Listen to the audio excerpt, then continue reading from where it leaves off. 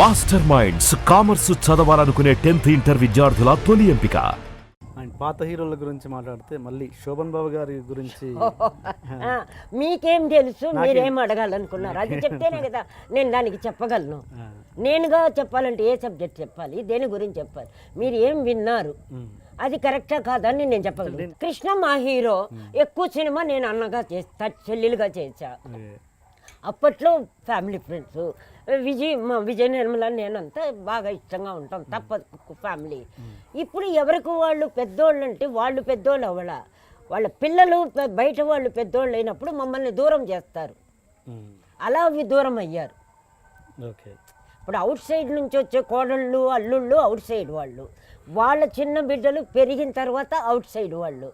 అప్పుడు మేమున్న ఇద్దరు ముగ్గురు దూరం అయిపోతున్నాం. పోనీ వాళ్ళు మేము కలుద్దామంటే మాకు శక్తి లేదు, ఆధారపడి ఉన్నారు వాళ్ళ మీద, పిల్లల మీద. అలా వాళ్ళు దూరం అయ్యారు. నాకేం లేదు, నేను సూపర్ ఈ విషయంలో చూశారు కదా మీరు.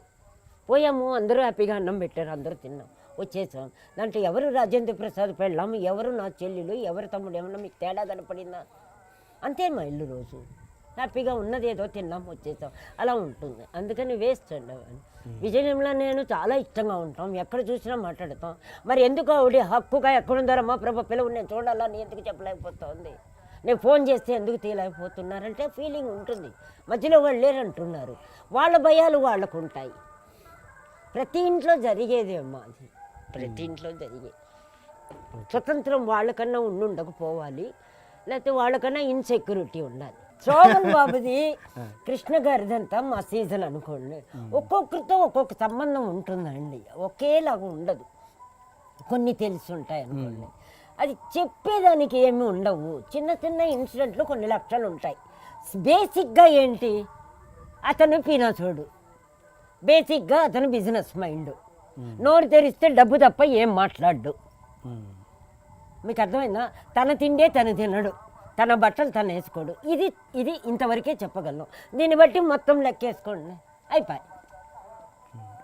మీకు అర్థమైందా? ఓకే.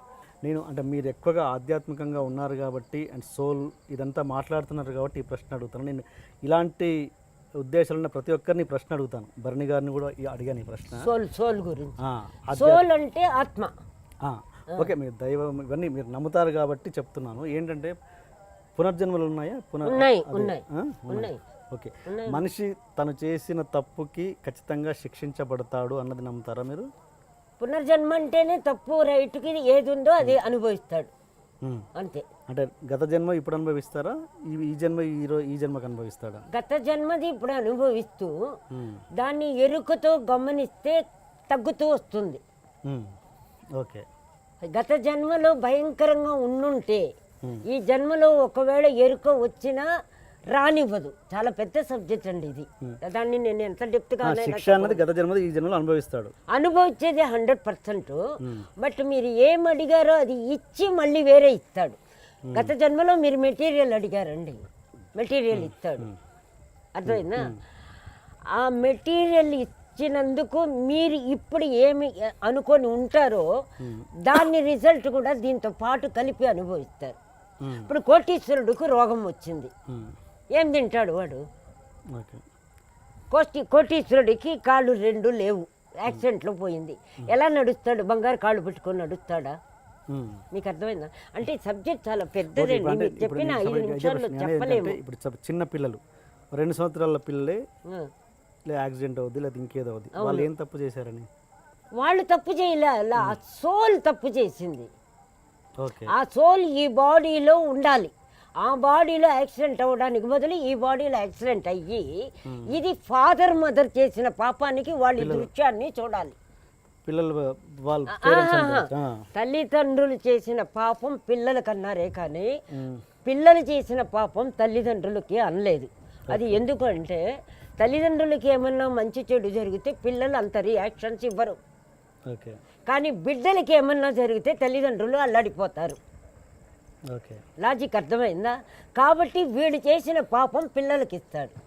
ఇది చాలా మంచి సబ్జెక్ట్ అండి ఇది. అది ఎందుకు ఇస్తారంటే వీళ్ళు క్షోభించాలి అది చూసి, ఒకటి. రెండోది ఈ మదర్ ఫాదర్ బ్రదర్ సిస్టర్స్ అనేది ఇప్పుడు పెట్టుకున్నది, కానీ ఈ సోల్కి ఆల్రెడీ ఉన్న ఎనిమిని బట్టి, లవ్వును బట్టి, ప్రేమను బట్టి ఈ జన్మలో ఈ బంధాలనే రూపంలో ఆడ మగగా కూడా లేదా కుక్కలుగా, ఎన్నో కుక్కలకి ఏసీ రూమ్ ఉంటుంది, బట్ ఈ ఇంటి ఆడది ఆ కుక్కల రూమ్లో ఉంటుంది, బయట ఓనరు. ఇప్పుడు దీంట్లో ఎవరు కుక్క, ఎవరు అమ్మమ్మ, ఎవరు నాన్నమ్మ? బాడీలో అమ్మమ్మ, సోల్లో అది అమ్మమ్మ. మీకు అర్థమైందా? అందువల్ల ఇది అక్కడ ఇక్కడ అంటే మన దృష్టిలో మానవులు, పై దృష్టిలో మానవు లేదు. ఆ ఆత్మకు ఏ రూపం ఇస్తే ఏ ప్లేస్లో ఏది అనుభవించాలో అది ఆ రూపం. మీకు అర్థమైంది? ఆ రూపం. తర్వాత బంధాలు కూడా అంతేనండి. ఎన్ని జన్మల్లో, ఎన్ని మొగుళ్ళో, ఎన్ని తల్లిదండ్రుల్లో నాకు మీకు ఎలా తెలుసు? కొంచెంలో కోతి నా తల్లి అయ్యి ఉండొచ్చు, పంది నాకు అమ్మ అయ్యి ఉండొచ్చు, నేను మొగోడే అయ్యి ఉండొచ్చు. అందుకని సోల్కి ఏ రూపం లేదండి. బట్ ఖచ్చితంగా మాత్రం సోల్ రిలేషన్స్ 100% వైబ్రేషన్ తెలుస్తుందండి, ఒప్పుకున్నా ఒప్పుకోకపోయినా. అది తెలియదు కొంతమందికి, ఇదేనని తెలియదు. వచ్చిన ప్రాబ్లం ఏంటంటే నేను అనుభవిస్తున్నాను, నేను చూస్తున్నాను, నాకు జరిగిందంటారే కానీ అది ఎవరు అనుభవిస్తున్నారు, ఎందుకు అనుభవిస్తున్నారు అనే క్వశ్చన్కి వెళ్తే ఆన్సర్ వస్తుంది. అదే ఎరుక అంటారు పెద్ద భాషలో. ఎరుక కాన్షియస్గా అడుగు, నువ్వు అడుగు అంటే తరచి తరచి తరచి నీకు నువ్వు క్వశ్చన్ వేసుకుంటూ ఉంటే 100% మీకు ఆన్సర్ వస్తుంది. మీరు వేయటంలా. నాకు దెబ్బ తగిలితే నాకు దెబ్బ తగిలింది అంటున్నారు, నేనేం చేస్తాను, నువ్వు ఎందుకు దెబ్బ తగిలావు అని అడుగుతా. రమాప్రభని అడుగుతాను నేను, నువ్వు ఎందుకు దెబ్బ తగిలావు, నేనేం చేశానని తగిలావు అంటే ఎవరు అడుగుతున్నారు? రమాప్రభని. రమాప్రభ సోల్ అడుగుతోంది. సోల్ ఎప్పుడుది? అప్పుడు సోల్ కాబట్టి అడిగే సంస్కారంలో ఆ సోల్ ఉంది, అడిగే జన్మలో ఆ సోల్ ఉంది. ఇప్పుడు బాడీని అడుగుతామండి, నువ్వు చేసిన తప్పుకు నేను ఎందుకు అనుభవించాలని నా సోల్ నా బాడీని అడుగుతుంది. ఓకే. ఆ సబ్జెక్టుకు వెళితే అందరికంటే అనుభవంతో నేను చెప్పగలను, మీరు అక్కడికి రాలే ఇంకా. అందుకని చాలా కష్టమైంది, చాలా ఈజీ. మనం ఇద్దరి మాట్లాడుతున్నాం. మన ఇద్దరు సోల్కు మీడియా ఎవరు? ఆ సోల్స్కి సంబంధం ఉన్న ఇద్దరు సోల్స్, వాళ్ళ పేరు బిందుమ్మ, మంజులమ్మ. లేకపోతే మీకు నాకు సంబంధమే లేదు. బట్ ఇంతమంది ఉండటంలో మన ఇద్దరం మాట్లాడుతున్నాము, ఒక అతను వింటున్నాడు, ఒక అతను పని చేస్తున్నాడు. ఆ వినేది కూడా ఆ వినేంత సోలుకి అటాచ్మెంట్లో ఉండుంటుంది పోయిన జన్మలో. దాన్ని కించెత్తు భోగం అంటారు. అంటే ఆ విన్నందుకు వచ్చిన పుణ్యం. అప్పుడు మనమంతా కలిసి ఉన్న ప్లేస్ యొక్క స్ట్రాంగ్నెస్, ఆ బంధం ఎంతవరకు దాని రిలేషన్ ఇప్పుడు ఉంటుంది. ఇప్పుడు వచ్చిన ఫీలింగు పద్ధతి అప్పటికి శరత్ బాబుది కానీ శోభన్ బాబుది అందరిది కూడా మీరు ఇప్పుడు తీసుకుంటే అన్నిటి కూడా ఆ పీరియడ్కి అవి మనం అనుభవించుంటాం. ఓకే. నేను దెబ్బ కొట్టడం, నేను ఇప్పుడు దెబ్బ తినడం, నాకు అన్నం పెట్టడం, నాకు ఇప్పుడు వాళ్ళిద్దరు పేర్లు పూరి బాబు నాగార్జున బాబు పెట్టారు. ఏంటి సంబంధము? అది సోల్ సంబంధం, భౌతిక సంబంధం కాదు.